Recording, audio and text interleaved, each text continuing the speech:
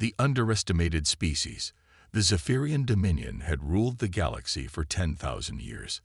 Their crystalline cities stretched across 847 star systems, each one a testament to their technological supremacy and cultural sophistication. Emperor Thylax, now in his 8th century of life, had witnessed the rise and fall of dozens of civilizations. None had ever challenged the Dominion's authority. It was a routine deep space reconnaissance mission that changed everything. Scout Captain Nexus was mapping the outer spiral arms when his sensors detected something unusual. Primitive electromagnetic signals emanating from a small blue planet in an unremarkable solar system. The signals were crude, barely coherent, but they carried the unmistakable signature of emerging intelligence. Another primitive species attempting radio communication. Nexus reported to his superiors with mild amusement. "Shall I mark them for observation?" General Corvin, the Dominion's military commander, reviewed the data with practiced indifference.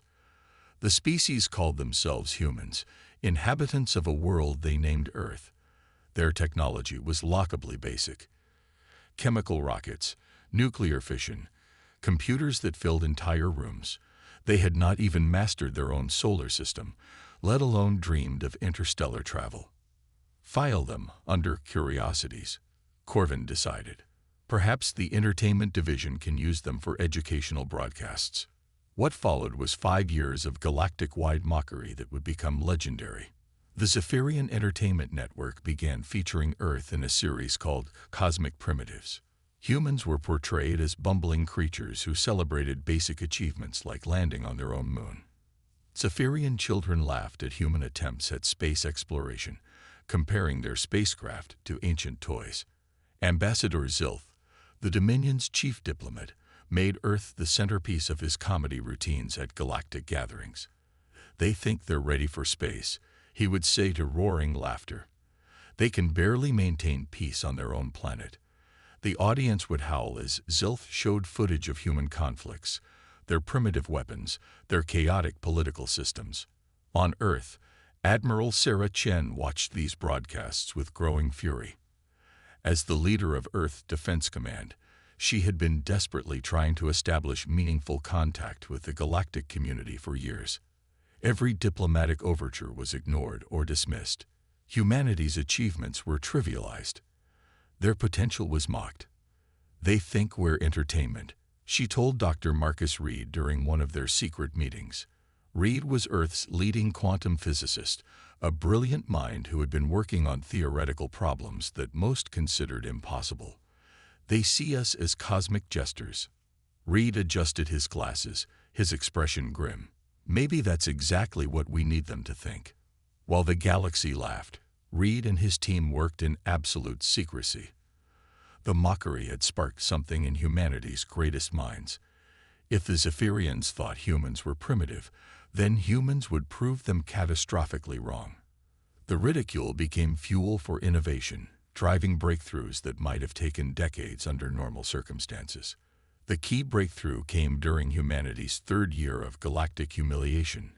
Reed's team cracked the mathematics of quantum folding, a theoretical concept that allowed for instantaneous transportation across vast distances. While the Zephyrians broadcast their latest comedy special about human admirable attempts at civilization, human engineers were building the first prototype teleportation drive. Captain Elena Vasquez was chosen to command the first test vessel. A veteran of Earth's Space Force, she had volunteered for the most dangerous missions humanity had ever conceived. The prototype ship, dubbed Phoenix, represented 5 years of secret development and humanity's desperate hope for relevance. "The fold calculations are stable," Reed reported during the first successful test. Phoenix had traveled from Earth to Pluto in 0.3 seconds, a journey that would have taken conventional spacecraft months. "We can move a ship anywhere in the solar system instantly." But Admiral Chen had bigger plans. "Can we scale it up? Can we fold space across interstellar distances?" Reed smiled for the first time in years.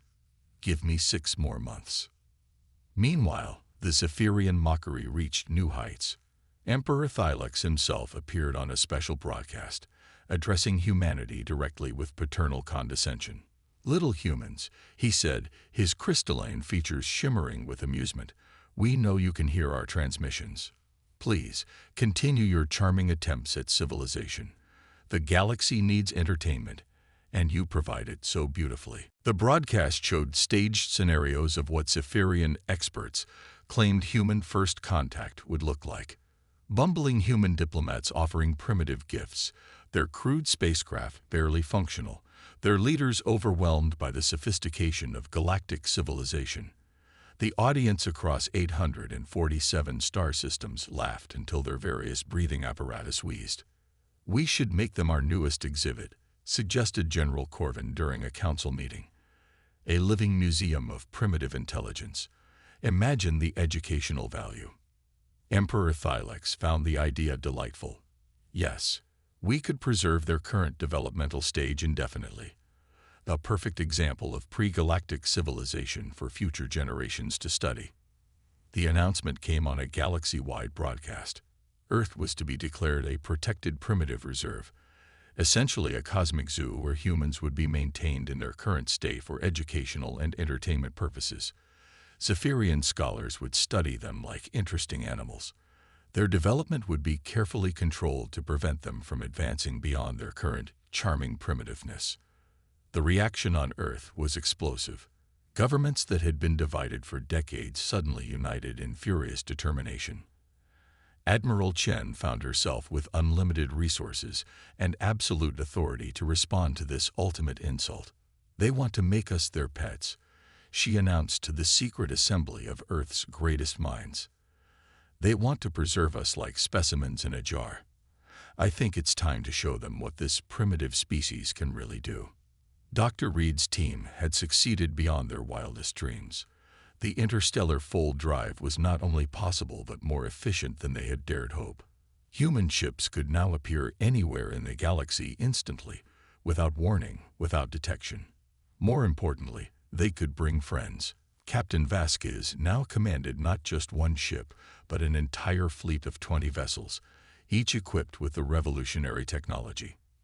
They had trained in absolute secrecy, using the outer planets as practice grounds. Every simulation, every drill, every tactical exercise was designed around one principle: the element of complete surprise.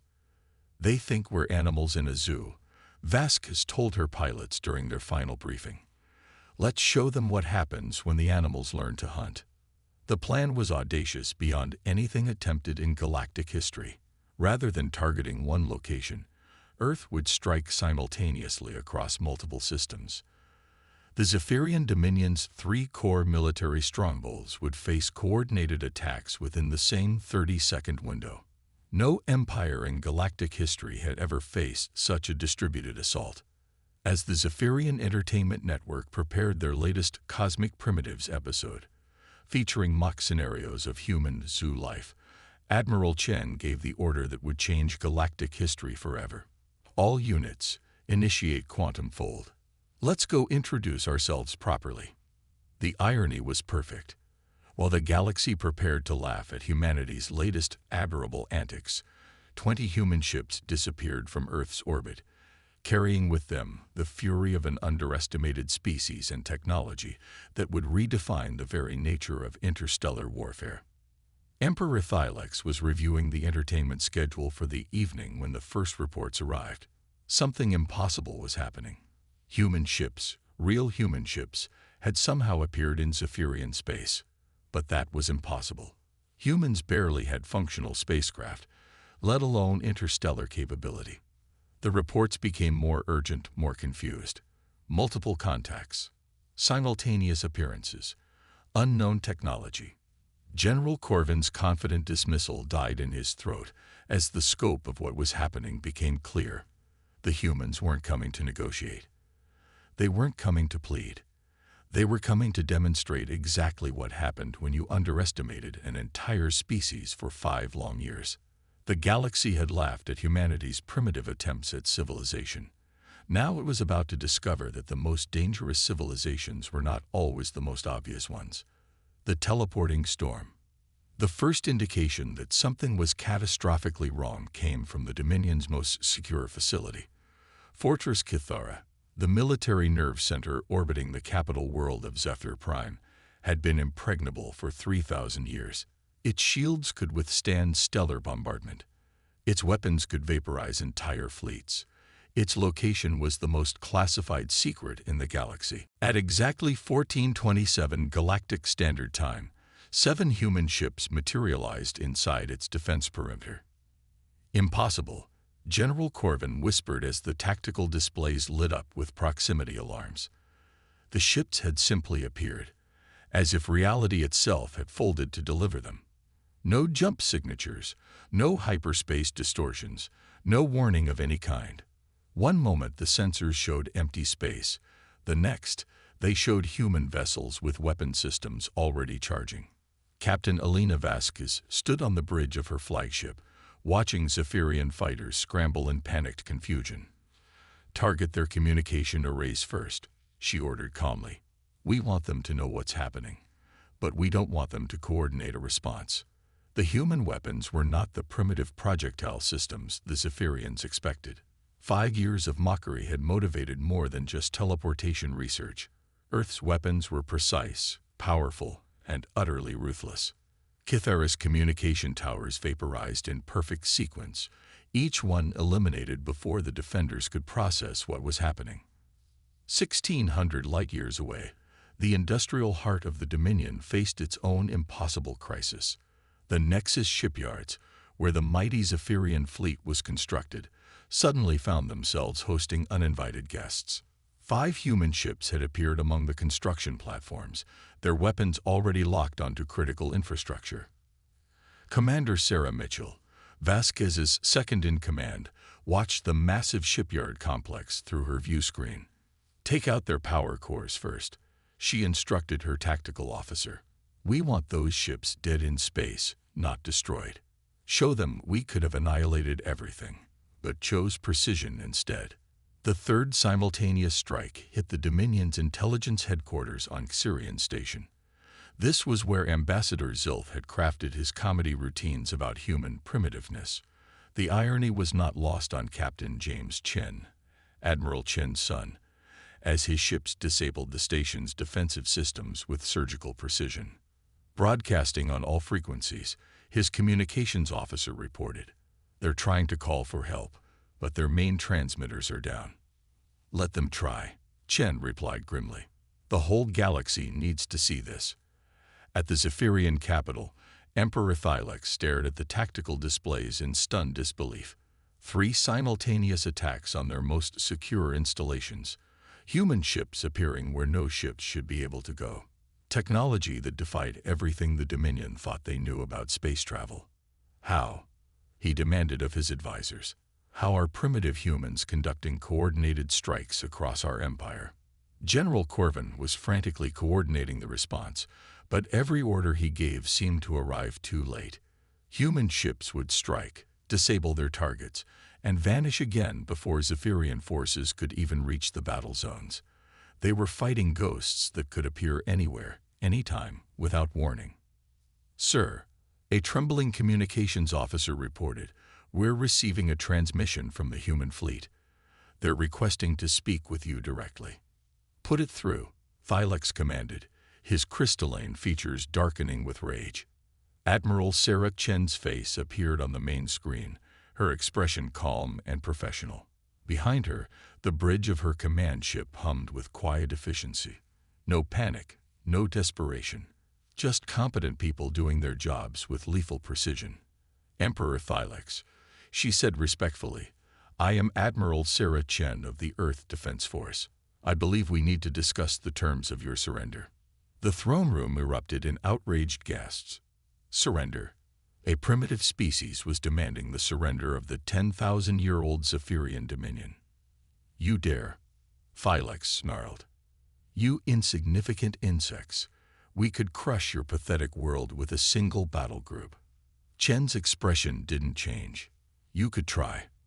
But first, let me show you something." She gestured, and the display split to show feeds from all 3 attack sites.